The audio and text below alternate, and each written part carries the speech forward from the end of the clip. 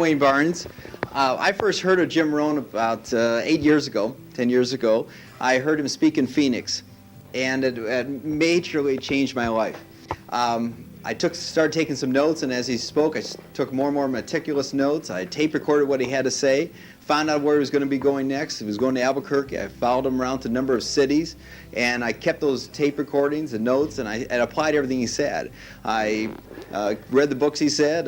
I changed my mannerisms to fit some of the suggestions he had, and a few years later, Jim Rohn came through Phoenix, and I walked up to him and I said, "You don't remember me, but I'm Wayne Barnes, and I just made over $1 million.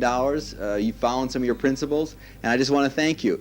And we went and had dinner, and later we became friends, and we've had an interesting life. We've went sailing together on our boats, and we've shared a lot of our experiences, and I really enjoy the friendship we've created. The suggestions and the things that he's given you today, he gives at quite premium prices to people all the way around the world. And I hope that you take good notes. I think that you'll find it a major contribution to your life, just like it was to mine. And so with this, Jim Rohn. Thank you.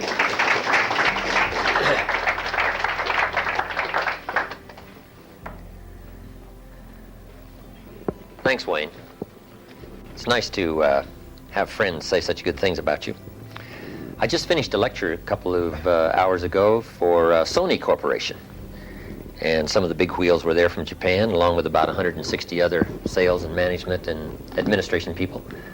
So that was kind of exciting. Farm boy from Idaho lecturing to Sony Corporation. It's got to be one heck of a story. For you that haven't heard my story, I grew up in Idaho and lived a fairly normal, average American life.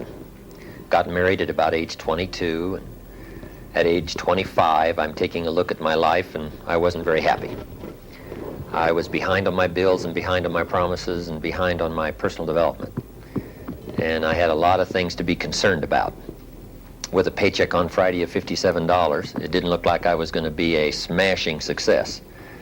And I had already figured they weren't going to write any books about me, unless books called What Not to Do, because I had done some things wrong and backwards and sort of drifted off course. But then, a unique thing happened to me. I met a very wealthy, remarkable man by the name of Mr. Schoaf.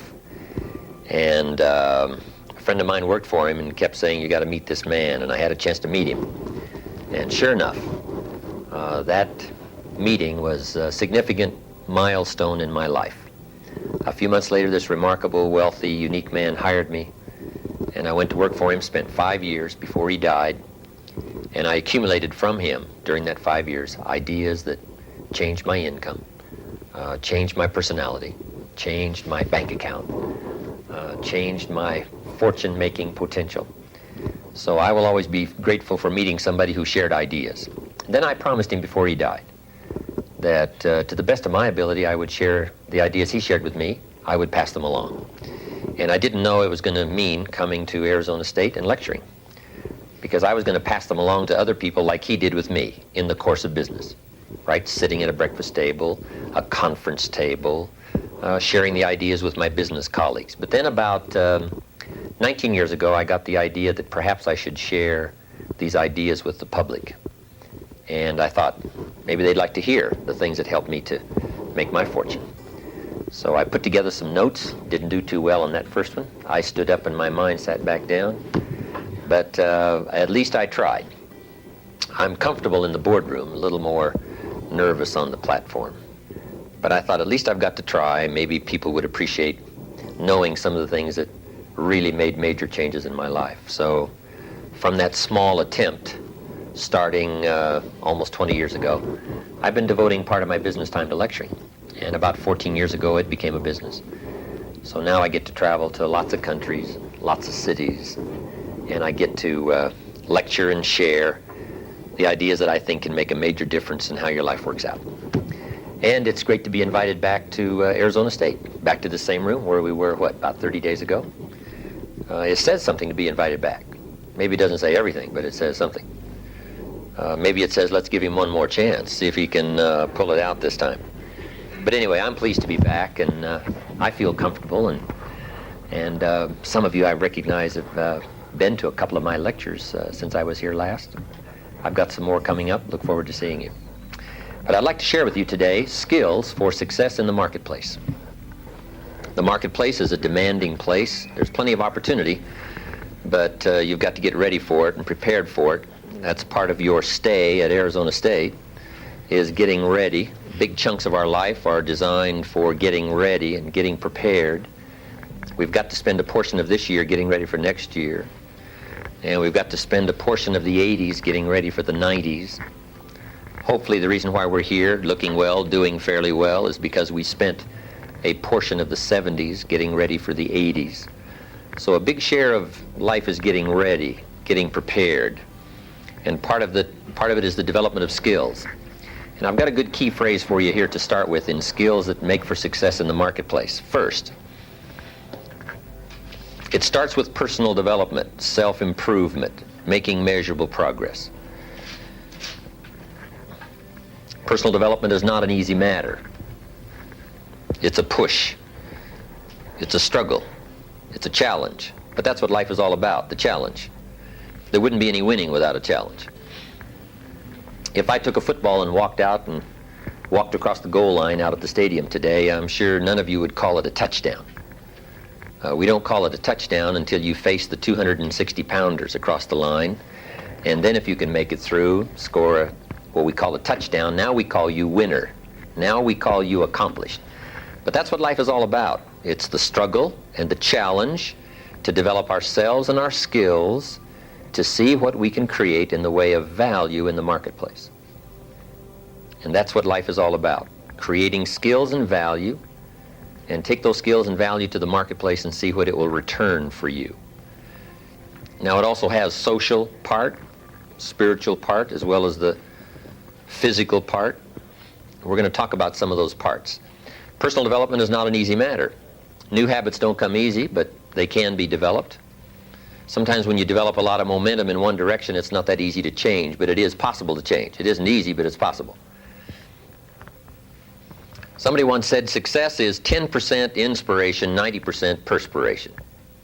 You've just got to read the books, learn the skills, put yourself through the paces, do the mental push-ups, and get yourself ready. Inspiration is fine, but inspiration must lead to discipline. It's one thing to be motivated, but it's another thing to be motivated sufficiently to take the classes, do the reading, do the repetition, go through it over and over until it becomes part of you. And those are challenges. They're not easy, but they're challenges that if you win and develop and grow, that's what determines your place, your return, your equity, the worth you get from the marketplace. I've divided personal development into three parts. Let me give you those. First is spiritual.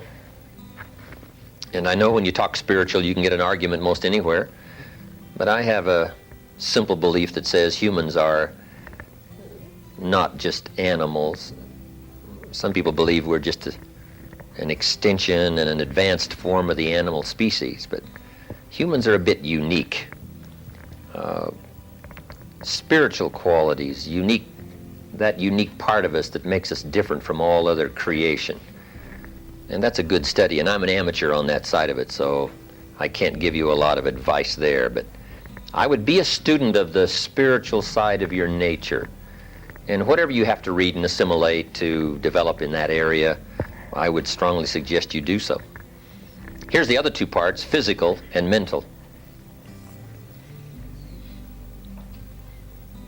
And I've got a good phrase for you to make note of. The mind and the body work together.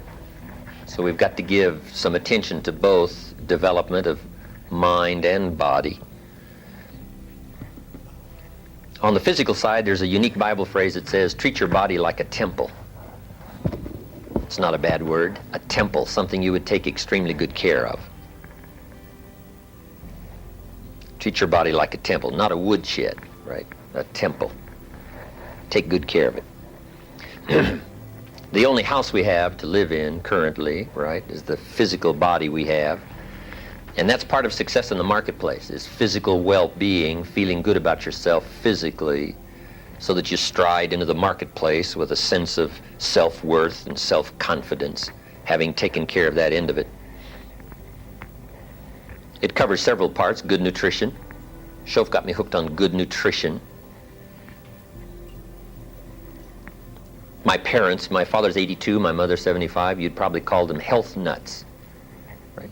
They really pay strict attention, but the payoff has been so incredible. My father's 82, he's got 20 more years of goals. And my parents are both still working extremely hard, all kinds of projects they're working on, making money. They got tax problems this year, right? That's pretty good at 82, right? Tax problems. I like that. So physically, you can do extremely well if you just pay some attention. Part of it's good nutrition. Read all the books, make up your own mind, right? There's a lot of weird conflicts in the nutritional aspects, but you just got to read and decide for yourself what's a good plan for you, good health plan. They got some weird stuff in California where I'm from, but you can sort through all the weird stuff. Unless you're weird, you just do the weird stuff, right? There's all kinds of stuff to consider in taking care of yourself physically. The other, right, good exercise program, right, taking care of yourself physically. The other is physical appearance. To do well in the marketplace, that's one skill. To be skillful enough to take care of your appearance in the marketplace, it has a lot to do with your acceptance on the job, performing, company, corporation, community. A big share of it is how you appear to other people. I've got a good Bible phrase for you. It says, God looks on the inside, people look on the outside. That's not a bad suggestion. Meaning, take care of the inside for God, take care of the outside for people. You say, well, people shouldn't judge you by your appearance. Well, let me give you a point. They do. Right? Don't base your life on shoulds and shouldn'ts. Only base your life on realities. Now, sure, when people get to know you, they'll judge you by more than what they see, but at first, they're going to take a look. Okay, so physical appearance is part of the physical side of the personal development to take care of. Now, I got another good phrase for you that I think is a good balance. It says, be conscious of self, but not self-conscious. There's a certain point we need to be conscious of ourselves to a point to take care of it, but then let it go. Some people worry about their appearance all day, and it detracts rather than adds. So it's called take care of it, let it go. Do the best you can, let that get the job done. Okay, conscious of ourselves, but not to the point of being self-conscious. Now here's the third part to personal development, the mind. Mind stretch, mind exercise. This is part of your stay here, Arizona State. Stretch your mind, thinking habits, developing good study habits, developing ways and means and methods of pursuing ideas, coming up with the logic of information, trying to find ways to apply it to human behavior, the marketplace, carve out your spot. All of that takes mind stretch and mind exercise. Part of it is stretching yourself in reading habits. You can't live on mental candy, so you got to have the full range of mental food in order to grow. We call that mind stretch. Part of your stay here is to tackle things that other people have found a little too difficult, but you've decided to see it through and see if you can't master it. That's part of your education here. That's part of what gives you an extraordinary edge in the marketplace. Your willingness to tackle subjects that are difficult that most people have decided to let slide. Right? Some kids your age, right, have decided just to get a job and let the rest of the education slide. But you've tackled some rather heavyweight subjects, right? This being one. How can you master part of the high skills, the extraordinary skills that make you an unusual performer in the marketplace? It takes mind stretch. Some people skip poetry and literature, the Bible, history, and a lot of things that seem a little difficult to attack. But if you always back away from something that seems a little difficult at first, you leave yourself weak and you leave yourself unprepared in the marketplace. So don't be afraid to tackle the heavyweight stuff. It may be a lot easier than you think once you get into it and learn skill after skill. Another part of mind stretch is learn the other side of the argument. And whether you're debating spiritual, political, physical, behavior, whatever it is, don't be afraid of the other side of the argument. In our last class, I think we talked about Communism teaches capital belongs in the hands of the state. We teach capital belongs in the hands of the people. And that's a great debate, whether capital belongs in the hands of the state or the people.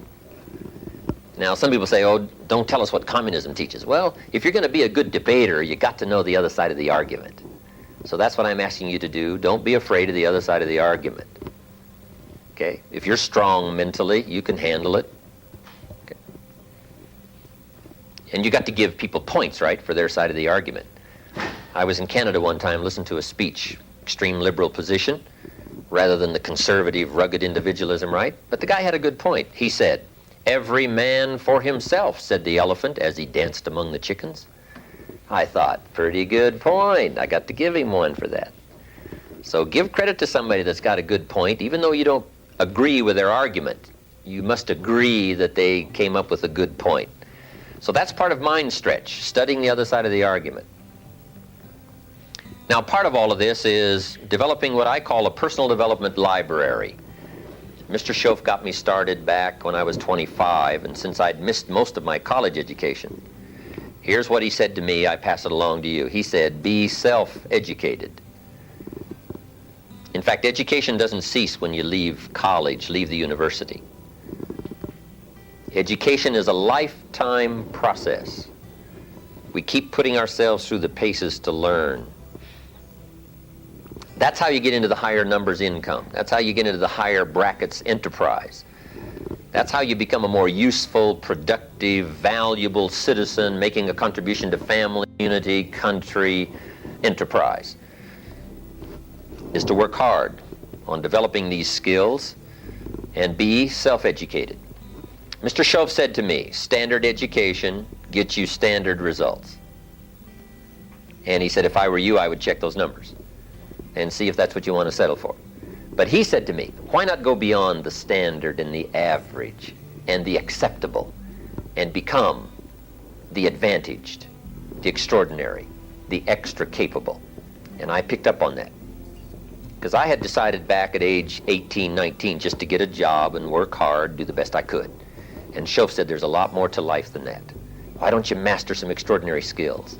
Why don't you move up to the higher performance and see if you wouldn't find the taste better in the results you get from that exercise? I did that. Now, your personal development library needs to be a whole mix. It can't just be a single piece of it. Some people these days are just into self-improvement, self-help, inspirational things, but since you can't live on mental candy, you need more than that. Our library needs to be balanced like the pantry in your kitchen. You can't be strong just on the easy stuff. You got to tackle the full range. History. If you haven't got this book, I recommend it. Lessons of History by Durant. The Durants wrote, I think, 11 volumes on civilization. Lessons of History by Durant. It's only 100 pages. You can read it in one evening. But once you read it, I think you'll read it over and over and over. It is such a classic, and it's so well done. You'll appreciate the language, the style, the flow, as well as the concepts and the ideas. It's a capsule view of history in 100 pages. I mean, it's an extraordinary, small but very powerful book. Lessons of History. We should all be better students of history. Our own history, our own roots, our own country, our own state, our own community, right? Our own family history. And then, of course, we should study world history. It's major.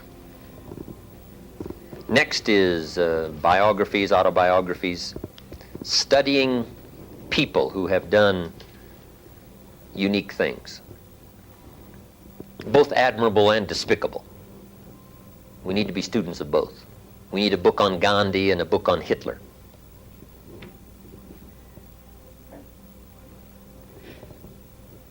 I've got a unique book in my library, probably isn't available anymore, called The First Billionaire, Story of Henry Ford. There's a lot of billionaires now, but Henry was number one. Back when $1 billion was a lot of money. The first billionaire. Fascinating story. We take great delight, right, in reading stories of unique people who overcame all kinds of odds, started small and developed into something unique, admirable. Novels, sometimes novels are great ways of sharing dialogue and ideas and philosophy woven into the story. Sometimes the sweep of the story carries us along, but sure enough, little by little, we're getting the dialogue. Ayn Rand had a unique way, right, of building this towering novel, but weaving her philosophy all the way through the stories. The dialogue, the conversations, the communication. One of the best in dialogue movies is called Lion in Winter. Peter O'Toole, Katharine Hepburn. It's a fascinating story in a movie, but the dialogue, the sweep, the questions, the give and take, the exchange is so incredible. The use of language to paint pictures and ideas. It's a classic. It's a classic. Then we need the full range of culture, the dance, the arts, literature. By the way, there's another good book. Let me give you the title. It's called How to Read a Book. Nice simple title. How to Read a Book by Mortimer Adler. Mortimer Adler is the chief editor of the new Encyclopedia Britannica. He's 85 years old, still going strong, and still writing books. He was interviewed on one of his books last year called The Six Great Ideas. Mortimer Adler, unique philosopher.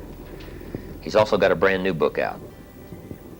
How to Speak, How to Listen. If you walk into the bookstore, you'll probably see 4 or 5 books written by Mortimer Adler. He conducts a workshop still, age 85, up in Aspen. He's incredible.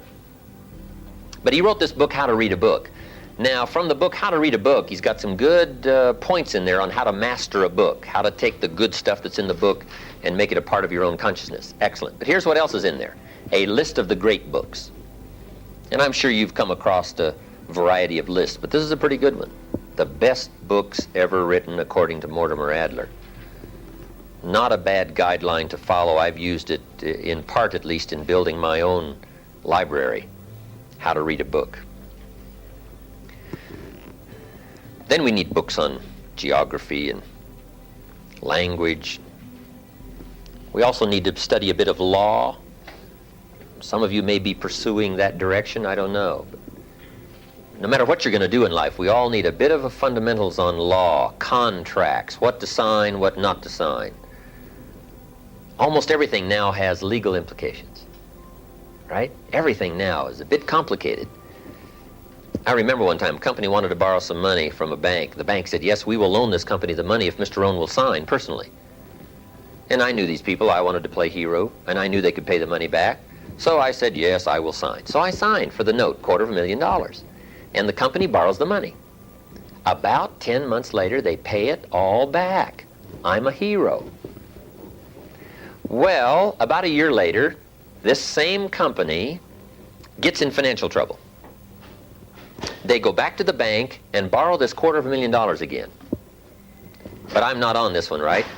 And I say to myself, I'm glad I'm not on that loan. I wouldn't sign it, not for $1 million.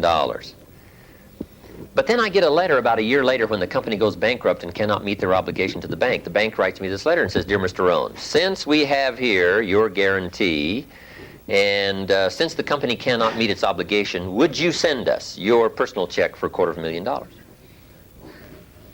I thought there must be some mistake. I was on that first loan, right? But they paid it back. I wouldn't have signed the second one, not in a million years. But guess what I didn't know I had signed originally? A continuing guarantee. I didn't know. So, I'm asking you now, learn what to sign, take my little bit of lesson there that was extremely costly. I now read everything more carefully. I one time added up what the word continuing cost me. And believe me, it's expensive. So we all need some understanding. Personal development library. Okay, there's a lot of other things we could mention, but I've got some more of these skills to cover, so we can't take too much time. Next. In personal development, I've developed 5 steps to success, or 4. Let me give you four. 4 steps to success. In the quest for personal development, here's part of the major subjects to study. 4 steps to success. Here's the first one, good ideas. Ideas are the life seeds of enterprise, and the better life comes first of all by the search for good ideas. Never cease your quest for knowledge. Finding ideas can be life-changing.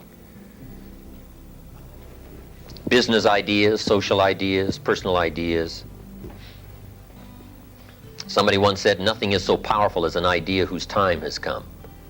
Timely ideas, political ideas, family ideas, ideas for health, skill, uniqueness. So be a searcher of good ideas, and then do what I do. I don't have my journal here handy, but keep a journal, keep a log of good ideas. We call this for the serious students. I used to take notes on pieces of paper and found out I couldn't go through them, couldn't catalog them, and I missed a lot of good stuff. So I learned to keep good ideas in a journal.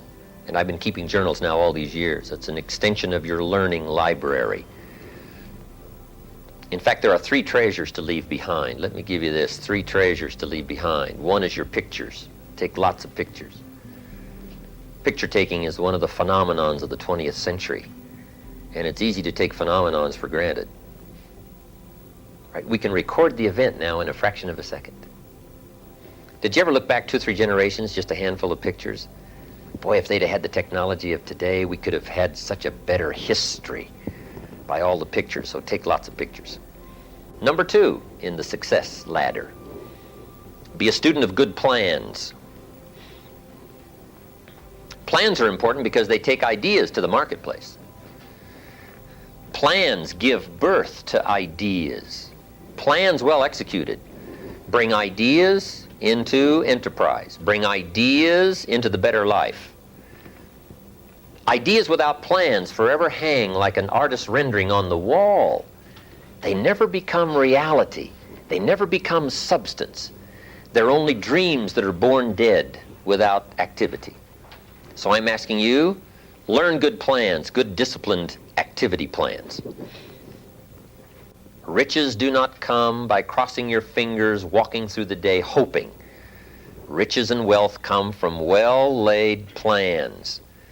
In my last session with you, we learned if a child starts between the ages of 12 and 15 with a good plan and a normal average income, by age 40 they should be wealthy. At 45, the latest, with a good wealth plan and average income between ages 12 to 15 and 45 is enough time to become wealthy. Now, if you're not wealthy by age 45, it simply means you didn't have a good plan. Opportunity without good plans misses all the worth and the wealth you could have. So be a student of good plans. Here's the next part to the success formula, the 4 steps. The passing of time. All of us have to learn to handle time. It's one of the challenges of life, how to handle the passing of time. Here's sometimes something a little difficult to handle, waiting from spring till fall. That's not an easy stretch, especially if you have heavyweight creditors. You've planted in the spring, and now the creditors are on you in the summer. We have a tendency to walk out into the field and say, grow, crop, grow. They're on me. But we have to learn to wait. You know, part of it is patience. And Americans probably have to learn patience more than any other people on earth in our push-button society. Right? But it takes patience. The passing of time. The 4th step in the success ladder is the solving of problems. It's a simple way to put success. Success is simply solving problems.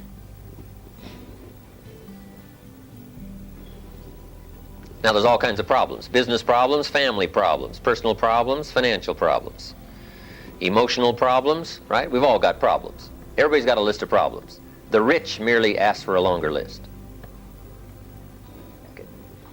Problem solving is where enterprise comes from. This is how you build worth and wealth. Solving the problems. I met Neil Armstrong one time, first man on the moon. I met him in Chicago. He's got a unique talk, his experiences being the first man on the moon. And Neil Armstrong put it fairly simply. He said, going to the moon and back was simply a matter of solving problems. I thought, what a neat, simple way to put it. Problem 1, how to get there. Problem 2, how to get back. That's simple, right? And he said, make sure you don't leave till you've solved both problems. Well put. Now, sure, some things are complicated, but if you take it piece at a time and solve the problems, put it back together, you can't believe the enterprise you can build, the life you can build, the skills you can build. Take it piece at a time, master it, put it back together, solve it. Now, let me give you another tip on solving problems. This was helpful for me. Learn to solve them on paper. I learned this some time ago. You've got to commit some of your thoughts to paper. If you just deal out of your head all the time, it's easy to make too many errors, right? You wouldn't build a house out of your head. You take what's in your head, put it on paper, work it out, and then you work from the document, work from the paper. And sometimes problem solving is the same kind of challenge. First of all, to put it on paper. Take a piece of paper, divide it in half, put the problem over here. And you just spend a little time outlining the problem. Instead of just thinking about it, put your thoughts on paper. The executives I work with around the world who do extremely well, most of them use this kind of strategy, putting a problem on paper. It helps you to focus. It helps you to zero in. Now, when you state the problem, to the best of your ability, you just add one question: is that all of it? You say, well, we're not to dwell on problems. No, we're not to dwell on them or live in them, but at least you've got to state them, because you can't solve them till you clearly define them. Okay? Now, let me give you part of the answer to solving problems. The solutions. Answers to solving problems fall into 3 simple questions, and let me give you those questions. And I think for problem solving, it's important to go through these questions 1, 2, 3. Okay? Here's the first one. What could I do to solve the problem? What could I do?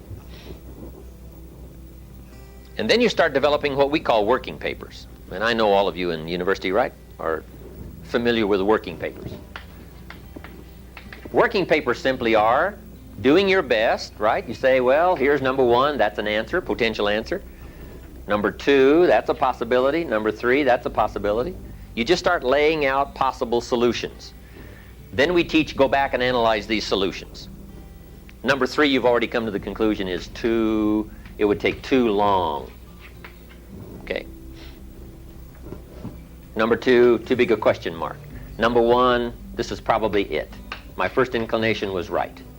Study that a little more and see if that's it. Okay? Develop what we call working papers. So the first step to solving a problem is write it down.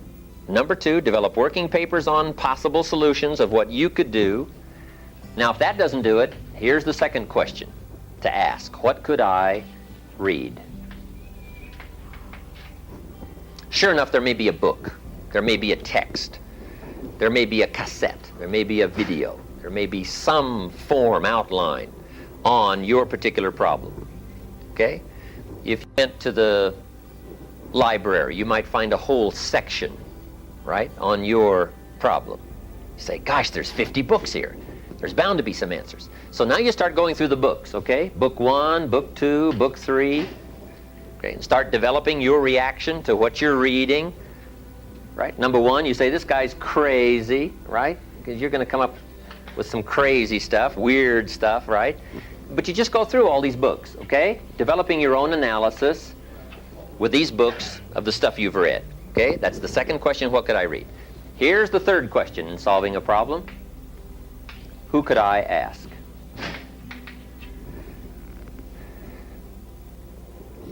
Now, here's the key. Don't hesitate to ask. But let me give you the next clue. Don't ask first. If you always just ask, usually you don't develop the skills in solving problems. Let me tell you what's more valuable than the solution to a problem. Answer: the skills of solving problems. The skill is more valuable than the answer. The answer to a problem we call temporary. Skills in solving problems we call permanent. So it's not just answers we need, it's skills we need. Concentrate on these 5 abilities. I call these the 5 abilities that help you skillfully attack the marketplace to do well. Here's the first ability. Develop the ability to absorb. The ability to absorb. The ability to soak in, take in, be like a sponge. Sitting in class, sometimes it's easy to daydream. It's easy to be preoccupied. It's easy to be somewhere else. I read a good article once, though, in Reader's Digest. The title was, "Wherever You Are, Be There." I thought that was excellent. Be there. Concentration, right? The sports stars will tell you, all you need is just a slight miss of concentration. They put one by your feet, and there goes the championship. Just a slight slip of concentration. Now, it's also important in learning extra skills to really pay attention, absorb, take in. I have a wealthy friend of mine. I swear it's more exciting to have him go to Acapulco and come back and tell you about it than it is to go yourself. I mean, it's unbelievable. Let me tell you why. When he's there, he doesn't miss anything. He soaks it all up. His mind is like a movie projector that takes it all in, the sights and the sounds and the smell and the color and the people and what's going on. He sees it all. Then he also has the gift of expression. When he comes back, he can tell you about it, word for word, detail, detail. When he talks, you can feel the water lapping on your feet. Right? You can smell the aroma of the food. You can see the sights and the sounds and the color and the people. I mean, he's got these gifts, the gift to take it in and then the gift to share it. And those are extremely excellent skills to work on. And that first one is absorb. Let me give you a good clue. Most people are trying to get through the day. I've got a better objective for you. Learn to get from the day. Not just get through it, get from it. Soak it up. Each day is a piece of the mosaic of your life. Don't waste any. Treat them with care. See how much you can get from a day. How much advice, how much information, how much color, how much sight and sound to add to your worth and your wealth and your equity of mind. Here's the next skill. Develop the skill to respond. The ability to be affected by what you see and hear and sense. Success is not just knowledge. Success is response to knowledge. Success is not just experience. Success is emotion created from experience. It's the emotional part that plays such a big, major part in our life and our future and our success. Responding to life means let sad things make you sad. Let happy things make you happy. Let puzzling things puzzle you, right? Let things that are difficult create difficulty for you. Respond. I'm the greatest guy in the world to take to the movies. I get affected by a good movie. I'm willing to go. If they want to take me on a journey, if it's a good movie, good dialogue, something good to see, watch this whole story unfold, I'm willing to go. I forget everything and just go. Be affected by it. I was in Melbourne, Australia, not that long ago, and I saw an advertisement. See Dr. Zhivago on the big screen. I thought, I got to go see it on the big screen, right? They got these little cracker box theaters now, right? I like the big movie theaters with the drapes and the chandeliers and the balconies, right? I mean, that's the movies. These little cracker boxes now, right? Popcorn 2 feet deep. I mean, you know, when you walk out of your shoes because they stick to the floor. I mean, it leaves a lot to be desired. But to see a movie in a proper movie theater on the big screen, I got enticed by it. And I'd seen Dr. Zhivago, I don't know, probably half a dozen times, right? I said, I got to go see it, though, one more time on the big screen. So I go, sure enough, this sweeping saga, drama of the Russian Revolution, right? Dr. Zhivago, the whole story unfolds. And I'm swept along by it all. But up until that particular time, I had always missed the significance of the end of the movie. But this time I got it. The other times I'd missed it. Comrade General says, Tanya, how did you come to be lost? And she said, I was just lost. He said, no, how did you come to be lost? And she didn't want to say. She said, well, my father and I were running through the city. It was on fire. The revolution had come.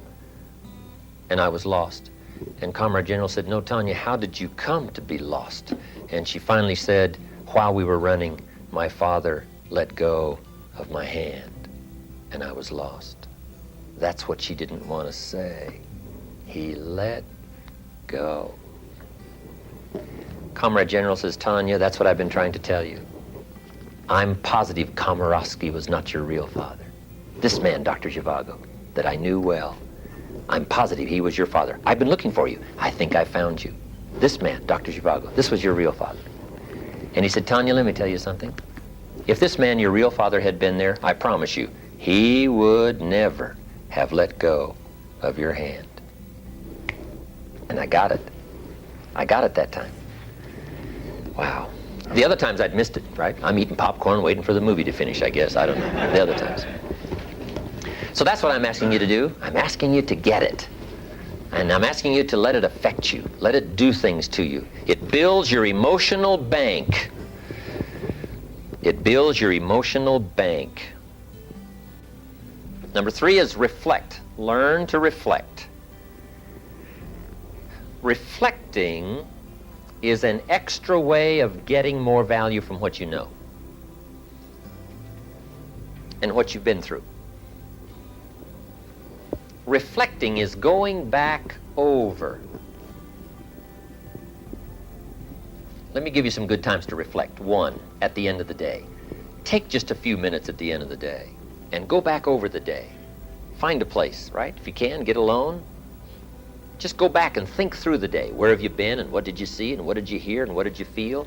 If you'll just relive it, go back through it, I'm telling you, it will add multiplied value to you. The day you've just been through will be more valuable for your future if you just go back through it.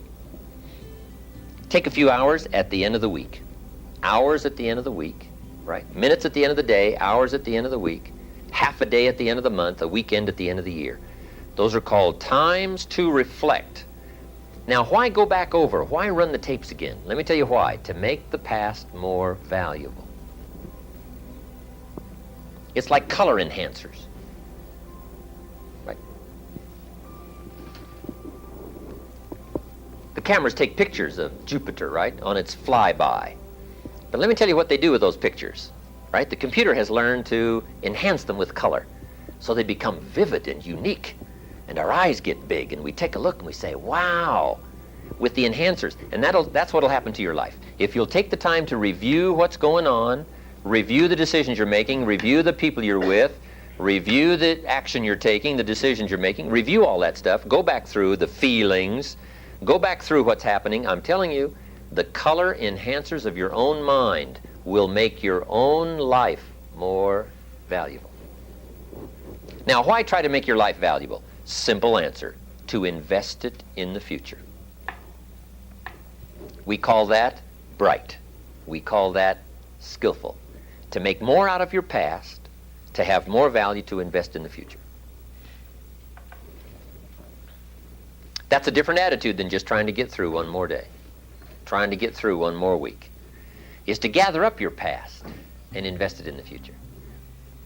When my father was about to turn 76, I said, dear father of mine, can you imagine how exciting it's going to be to take the last 75 years of your life and invest them in your 76th? That's an extraordinary thing to learn, how to take more of you and invest it in the next conversation, invest it in the next decision, invest it in the next activity. Okay. Now here's number 4, fourth ability. Develop the ability to act, the ability to take action on your feelings and your knowledge. Action, disciplined action, is what gives birth to ideas, enterprise, value. Without activity, ideas and dreams are stillborn. They have no life.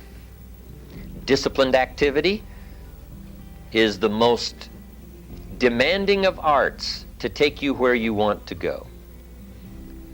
Now, sometimes it doesn't take much of a change of activity. Let me show you this little illustration.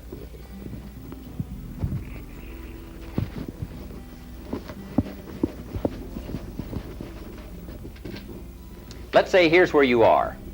Just put a little dot on your paper and say, here's where you are. In 10 years, you can be here, or in 10 years, you can be here. And in 10 years, there's a lot of difference between here and here. But right now, there isn't much difference in daily disciplines. Daily, weekly disciplines are those small changes of intelligent activity that take you now in a better direction. We use a good question that says, 10 years from now, you will surely arrive. The question is, where? Right? Good question. Now, here's the comment. Now's the time to fix it. Now's the time to fix the next 10 years. Fix a better course. Now, to unsophisticated people, what they do during the day doesn't seem to matter. But to sophisticated people, it makes all the difference in the world. The books you read, the actions you take, the disciplines you engage in on a daily basis, those are the activities that are taking you somewhere. And all of us need to take a look at where our daily activities are taking us. Okay. That's number 3. Disciplined activity. Activity of learning, activity of mind. Okay. Health disciplines, wealth disciplines. Culture disciplines. Right. All values come from disciplines. Ideas put into disciplined activity create value. Now here's number 5. The 5th ability. In our personal development quest, developing skills that create success in the marketplace. Number 5 is develop the ability to share. Sharing is a unique human capacity. Sharing is a phenomenon, especially in the human experience. It seems when we share, we are the bigger and the better for it. It looks like if you shared something and gave it away, you'd be less. But it's a paradox. This is a paradox. What you share creates for you more. That's why we call it a paradox. You're not diminished by sharing, you're increased. If you have a child and you love it dearly, if the second child comes along, must you now cut your love in half? And the answer is no. From some strange, mysterious source comes an increased capacity. From sharing with the first, capacity and awareness and uniqueness is increased. So that's what I would ask you to do. Become gifted in sharing. There's many ways to share. One is by language. The gift of language. One of the most important studies for you is the study of communication. How to affect other people with words. I've got some good steps to communication. One is have something good to say. Saying something it has to come from something. You can't speak what you don't know. Talking is like writing a check. And you want to make sure you've got a verbal check that'll cash when you get ready to talk. And here's the true power of communication, when what you say is only the tip of the iceberg of all you know. We call that power. I'm sure we've all been around some people who very quickly told us more than they knew. But this is called do your homework. Have something good to share. Have something good to say. Communication is part of sharing. Then learn to say it well. Part of the gift of language is saying it uniquely. John Kennedy said of Churchill during World War II, Winston Churchill had the unique ability to take the English language and send it into battle. And the words he composed and the speeches he gave and the language and the style gave such hope and uniqueness and structure to the free world that soon the enemy was defeated. But part of it was the structure of the language, the skill, the gift of saying things well is one of those incredible gifts, saying it well. Then learning to read your audience. When you talk, you just got to be interested enough to look and see how you're doing. I had to learn that. At first, I was so absorbed in what I was saying, I'm sure the audience could have left and I would have never known it. But I finally learned to look up and see what's going on here, over here, in the back. My largest audience has been 10,500 people. And that is a real stretch, right? What's going on? 3 balconies. I had people behind me. And I wasn't the only speaker that day. Art Linkletter, Paul Harvey, Dr. Norman Vincent Peale. But that was an experience for me, learning to read, to see, to study the reflection of whoever you're communicating with. That's an art, that's a skill. And the last one is intensity. Words with strong feeling change the meaning. Words can have power if they're loaded with emotion and belief and courage, love, understanding, awareness, sympathy, concern, being touched by somebody. If you put more of that into what you say, it'll have a more incredible effect. Those kind of skills to share, to articulate, to give people a reading on what's going on in our heart, our mind, our soul, our spirit. Learn to share your emotions. And the last one is learn to share your knowledge. You can't believe how well you can help somebody just by recommending a book, recommend a poem, share a word, a phrase. You say, hey, I just read this. I think you'll get a lot out of it. Somebody reads it and comes back and say, hey, that had an impact on my life. I'm glad you shared that with me. That started me thinking. That started me looking, started me reaching, started me searching. And you can start getting compliments. I'm now lecturing to about 7,000 people a month, 6,000, 7,000. And I get now lots of letters and phone calls, people saying, what you said made a difference for me. And that's an incredible feeling.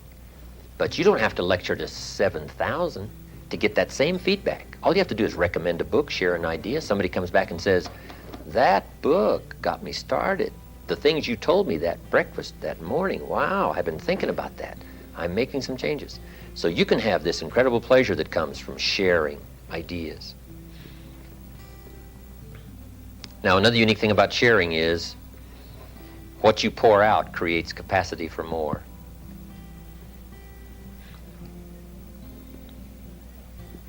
So if you pour out what you know, if you pour out what you feel, if you let go in a sharing way, the good things that have come your way, it's part of the skill in the marketplace of developing success, wealth, and value. And I would wish that for you.